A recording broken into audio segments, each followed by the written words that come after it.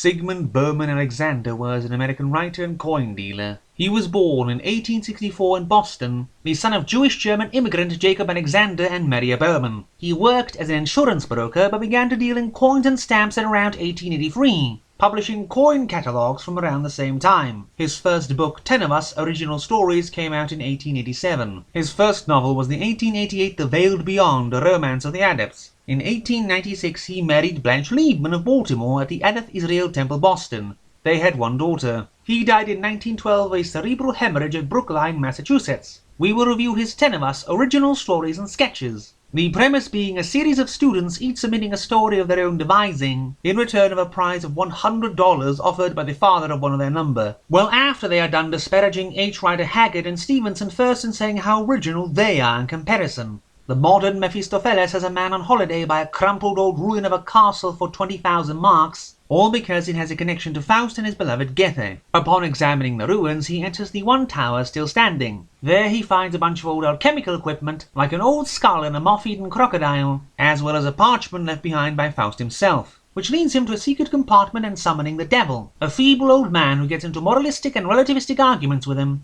before rooster crowing banishes the old Satan. Out of the sea has a few friends out on a yacht when a huge convulsion propels their becalmed ship onto a bit of an island, covered in ancient ruins draped in old seaweed, which may or may not be Atlantis. But aside from encountering an octopus, before anything interesting can happen, an earthquake makes the whole shebang sink again and they barely get away, only having an old rusty dagger out of the proceedings. A dual life concerns a young cobbler locked up in an insane asylum, blaming the evil workbench at his father's workshop for the marriage of his love to another man and her death, as well as him being forced to marry a habitual drunkard whom he ends up killing after she insults his dead ladylove. The Living Dead, the best story of the book, has a doctor summoned to attend to a dead man who it turns out is a German born 175 years ago who drank the elixir of life, but has been left unable to speak, see, hear, smell, talk or move for 20 years. Confined solely within his body, the narrator wondering at the depths of insanity this confinement may have driven the old man to. Those be all the ones which are somewhat interesting.